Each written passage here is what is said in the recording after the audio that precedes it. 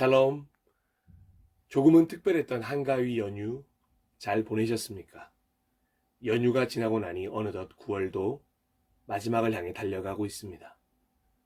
오늘 2021년 9월 26일, 9월의 마지막 주일. 변함없이 하나님의 말씀을 나눌 수 있게 되어 감사의 마음을 전합니다. 오늘은 창세기 9장 21절과 히브리서 3장 14절을 본문으로 하여 노아를 보면서 시작만큼 마무리가 중요하다는 것을 배우다 라는 제목으로 함께 말씀을 나누고자 합니다. 먼저 창세기 9장 21절 본문부터 함께 읽어보도록 하겠습니다. 한 번은 노아가 포도주를 마시고 취하여 자기 장막 안에서 아무것도 덮지 않고 벌거벗은 채로 누워 있었다. 다음은 히브리서 3장 14절 본문입니다. 우리가 처음 믿을 때에 가졌던 확신을 끝까지 가지고 있으면 우리는 그리스도께서 주시는 구원을 함께 누리는 사람이 될 것입니다. 아멘.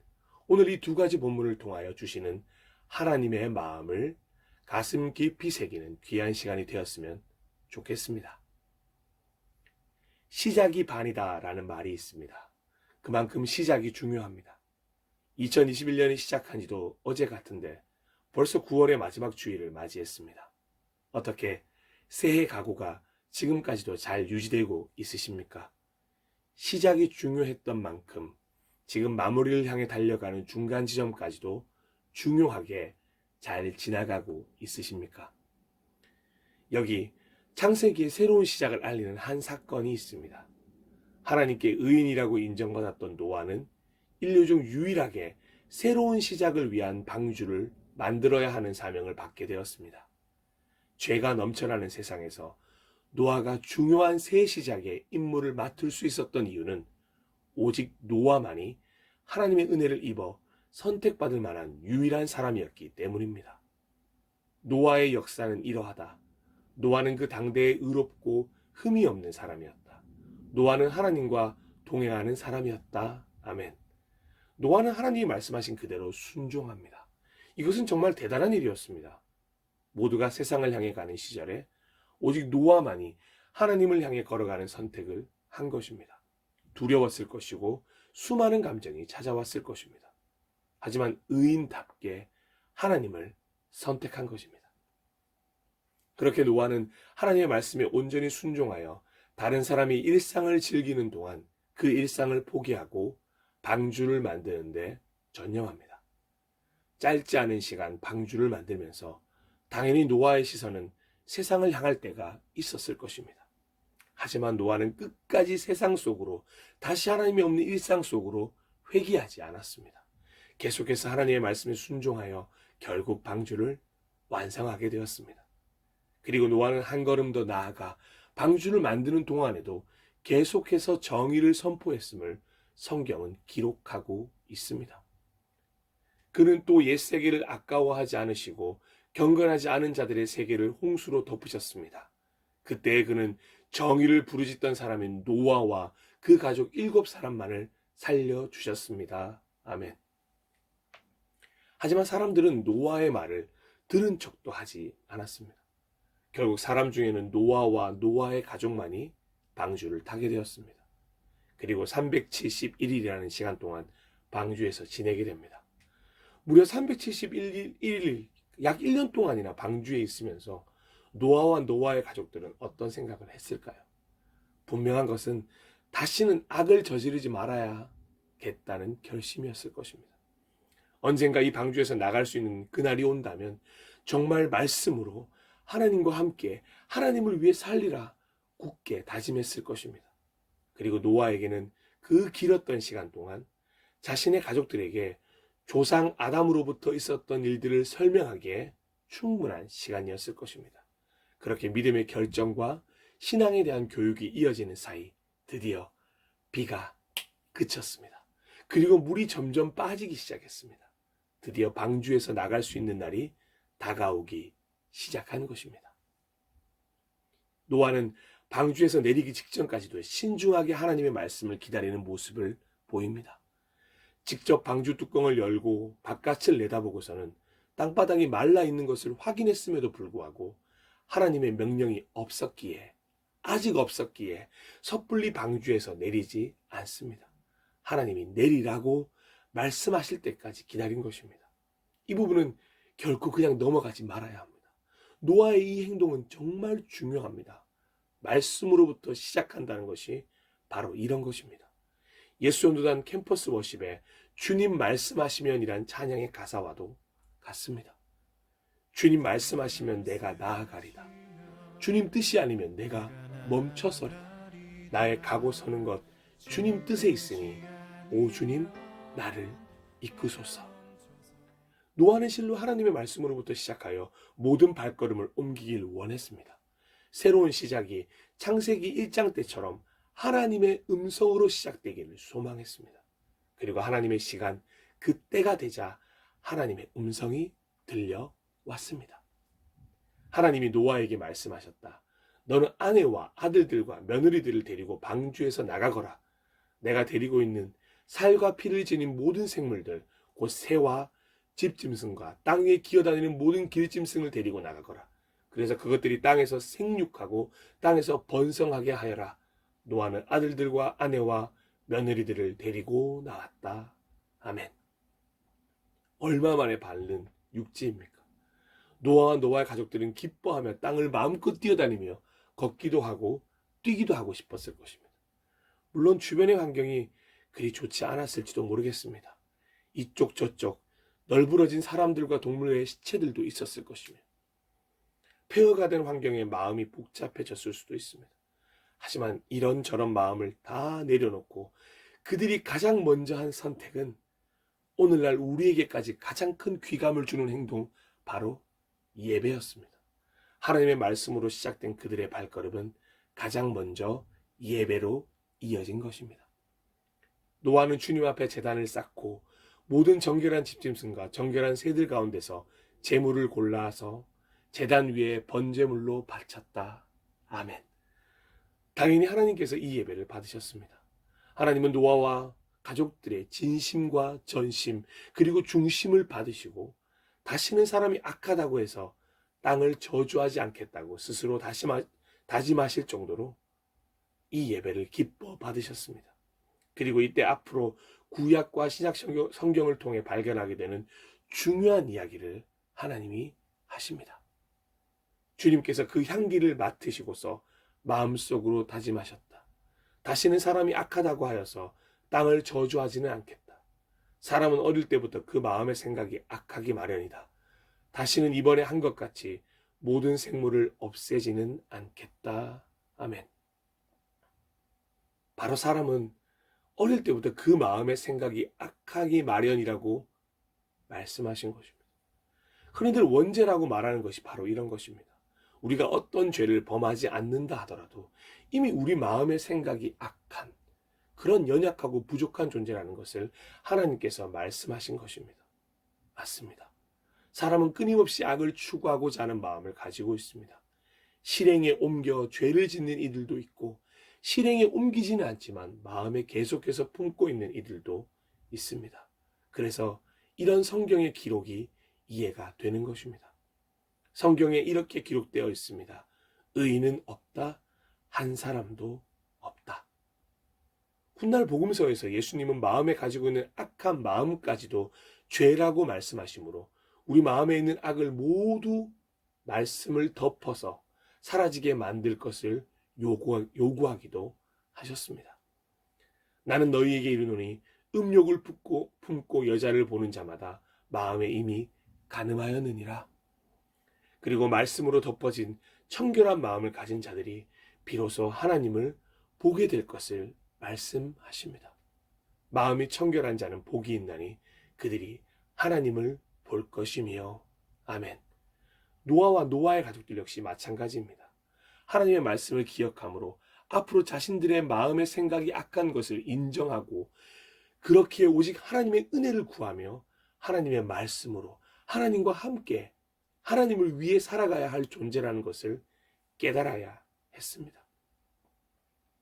우리의 악한 마음과 생각을 바꾸실 분은 오직 하나님밖에 없습니다. 그래서 우리는 하나님의 말씀이 필요한 것입니다. 그 말씀으로 청결해짐으로 하나님을 보호해야 하는 것입니다. 우리의 힘으로는 결코 그 악을 지울 수 없습니다. 하나님이 하셔야 합니다. 하나님은 노아와 그의 아들들에게 복을 주시며 말씀하셨습니다. 아담에게 이미 말씀하셨던 그 말씀입니다. 생육하고 번성하여 땅에 충만하여라. 다시 말씀으로부터 시작됩니다. 다시 시작할 수 있는 기회를 허락하신 것입니다. 그리고 무지개 언약을 통하여 다시는 홍수를 통해 인류를 멸하지 않으실 것임을 천명하셨습니다. 이 언약을 들으면서 아담과 하와는 실수했지만 노아와 노아의 가족들은 동일한 실수를 반복하지 않을 것이라고 결심했을 것입니다. 정말 하나님과 함께 새로운 세상을 열어가고 싶었을 것입니다. 하지만 너무나도 안타깝게도 너무도 아쉽게도 노아의 이 결심은 오래가지 못했습니다. 저는 개인적으로 성경에 이런 이야기가 등장할 때가 가장 아쉽습니다. 인간이 이토록 연약하고 부족하다는 것을 새삼 느끼게 되기 때문입니다. 믿음의 가장으로 아들들과 태어날 후손들에게 본을 보여야 했던 하나님께 인정받았던 의인 노아부터 흔들리기 시작했습니다. 노아는 홍수 후에도 많은 시간을 살아야 했습니다. 하나님의 말씀에 순종하여 생육하고 번성하여야 했습니다. 이건 분명히 하고 넘어가야 합니다. 셈과 함과 야벳이라는 세 아들이 있긴 했지만 노아는 더 많은 아이들을 낳을 수 있는 기회가 있었습니다. 아니, 반드시 더 많은 자녀들을 낳고 생육하고 번성해야 했습니다. 하지만 알고 계십니까? 방주에 탈 때까지만 해도 등장했던 노아의 아내가 홍수 이후에는 등장하지 않는다는 것을 말입니다. 그리고 노아는 셈과 함과 야벳 이후로 어떤 자녀도 출산하지 않았습니다. 이것은 하나님이 원하시는 바가 아니었습니다. 셈과 함과 야벳만에게 하신 말씀이 아니기 때문입니다. 결국 노아는 자신의 생각에 따라 그저 밭을 가는 사람이 되었습니다. 그리고 포도나무를 심었습니다. 많고 많은 나무 중에 포도나무를 말입니다.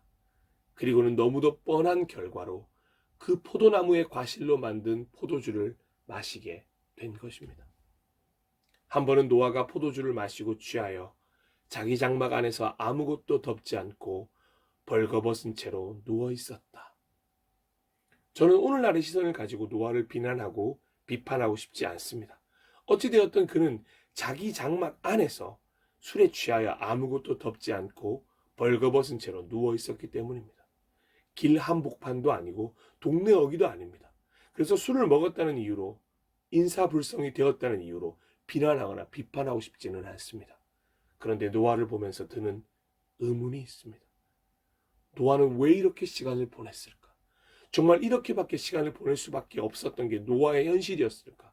정말 취하여 벌거벗은 채로 누워있기만 한 채로 시간을 흘려보내야만 했던 것일까? 많은 이들은 노아가 방주에서 나온 이후에 자신의 믿음을 잘 유지하지 못했을 것이라고 이야기하는 부분이 바로 이런 모습 때문에 그렇습니다. 여전히 노아 앞에는 350년이란 시간이 더 있었습니다. 하나님의 말씀대로 하나님을 위하여, 인류를 위하여 무엇인가 충분히 할 수 있는 시간이었습니다. 하지만 그의 일상은 홍수 이전의 사람들처럼 이렇게 이어져 갑니다. 그리고 그 일상을 통하여 축복의 통로가 되어야 할 자식들 중 함의 후손을 저주하는 사건까지 벌어지게 되는 것입니다. 소위 노아의 방주라고 일컬어지는 창세기 6장에서 9장까지를 천천히 묵상하며 산책하다 보니 이런 마음에 다다르게 되었습니다. 바로 시작만큼이나 마무리도 역시 중요하다는 것을 말입니다. 노아를 보면서 더더욱 그런 생각을 하게 되었습니다. 의인이었던 노아는 직접 하나님의 명령을 받아 방주까지 짓고 구원을 받은 유일한 사람이 되었지만 그의 마무리는 너무도 허무합니다. 하나님의 말씀에 순종하여 백수십 년간이나 묵묵히 방주를 지었던 노아의 믿음은 이제 하나님의 말씀에 순종하지 못하고 하나님께서 새롭게 허락해 주신 귀한 350년이라는 시간을 그저 흘려보내는 350년이라는 시간으로 만들어 그저 350년 정도 더 살다가 마무리되는 인생으로 전락해버리고 만 것입니다. 홍수가 있은 뒤에도 노아는 350년을 더 살았다. 노아는 모두 950년을 살고 죽었다. 그리고 여기서 잠시 또 한 사람의 의인이었던 이의 이야기를 살펴보면서 노아와 비교해 볼 필요가 있을 것 같습니다. 바로 하나님으로부터 이런 평가를 받았던 사람입니다. 여호와께서 사탄에게 이르시되 내가 내 종 욥을 주의하여 보았느냐. 그와 같이 온전하고 정직하여 하나님을 경외하며 악에서 떠난 자는 세상에 없느니라. 바로 의인 욥이었습니다. 곰곰이 생각해보면 같이 의인이라고 불리웠던 욥과 노아, 두 사람에 대한 이야기는 서로 정반대의 모습을 보이고 있습니다. 끝까지 믿음을 지켰던 욥의 결과와 끝까지 믿음을 지키지 못한 것으로 보이는 노아의 결과는 너무도 다르기 때문입니다. 그리고 욥에 나오는 기록과 같은 결과가 펼쳐진 것을 우리는 확인할 수 있습니다. 욥기 8장 7절 말씀입니다. 시작은 미약하였으나 내 나중은 심히 창대하리라. 너무도 창대하게 시작했지만 미약하게 끝나버린 노아와는 다르게 처음에는 의심과 분노 속에서 하나님 앞에 섰던 욥은 끝까지 하나님에 대한 믿음을 버리지 않으므로 그의 마지막은 정말 기록대로 창대할 수 있었습니다.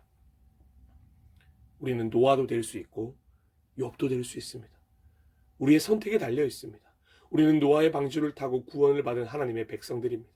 하지만 구원을 받은 후의 삶이 구원을 받기 전과 동일하거나 구원을 받은 후에도 말씀대로 사는 것이 너무나도 어렵다고 포기해 버린다면 우리는 노아의 길을 걸을 수밖에 없습니다. 오히려 우리는 욥과 같아야 합니다. 수많은 어려움이 있고 분노가 있고 절망이 있더라도 하나님 앞에 있어야 하고 하나님께 물어야 하고 하나님과 함께 해야 합니다. 그리고 결정적으로 바로 이런 점이 필요합니다. 주님이 어떤 분이시라는 것을 지금까지는 제가 귀로만 들었습니다. 그러나 이제는 제가 제 눈으로 주님을 뵙습니다. 아멘. 이제 하나님이 어떤 분이시라는 것을 귀로만 듣지 않고 직접 생활 속에서 눈으로 주님을 만나야 합니다. 말씀을 실천하면서 말씀이 어떻게 이루어지는지 직접 경험해야 합니다. 말씀으로부터 다시 시작하는 방법은 오직 그 말씀을 순종하여 그 말씀을 살아내는 것에 있는 것입니다. 욥은 뜻모를 고난 앞에서 새롭게 하나님을 만났고 이제 진짜 하나님과 새로운 길을 열 수 있었던 것입니다. 하지만 노아는 그런 하나님을 만났음에도 불구하고 직접 언약을 들었음에도 불구하고 그 말씀대로 살지 않았기에 쓸쓸한 마무리를 맞이할 수밖에 없었던 것입니다. 혹시라도 여러분의 시작이 미약했다고 너무 부끄러워하시지 마십시오. 비록 황소 걸음처럼 더딘 걸음이라고 할지라도 도무지 이렇게도 신앙이 자라지 않는 자신이 너무도 한심할지라도 그럼에도 불구하고 한 걸음 한 걸음 전진하다 보면 분명 창대한 믿음을 소유할 수 있게 되실 것입니다. 바로 하나님의 말씀을 살아내고자 할 때 말입니다. 반대로 여러분의 시작이 너무도 놀랍고 큰 상황에서 시작되었다면 너무 교만하거나 확신하지 마시기 바랍니다. 오히려 그때가 더 낮아지고 겸손을 배워 하나님의 말씀으로 더욱더 돌아가야 할 때라는 것을 아시는 분은 그 놀랍고 크신 하나님을 계속해서 만날 수 있게 되는 것입니다. 예수님도 우리에게 끝까지 믿음을 지켜야 함을 말씀하셨습니다. 너희는 내 이름 때문에 모든 사람에게서 미움을 받을 것이다. 그러나 끝까지 견디는 사람은 구원을 얻을 것이다. 그래서 우리 모두는 우리의 주인이신 예수님께서 우리를 끝까지 붙드시고 견고하게 세워주실 것을 기대해야 합니다. 고린도전서 1장 8절 말씀입니다.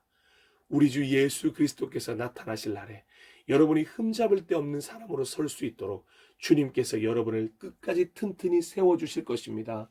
아멘. 그렇게 끝까지 견딜 때 우리를 향해 그렇게 힘들게 지키지 않아도 된다고 신앙의 험함을 유도하는 세상을 바라보지 않고 하나님을 바라보고 걸을 때 말씀을 살아낼 때 우리는 이런 날을 맞이하게 될 것입니다. 우리가 처음 믿을 때에 가졌던 확신을 끝까지 가지고 있으면 우리는 그리스도께서 주시는 구원을 함께 누리는 사람이 될 것입니다. 아멘.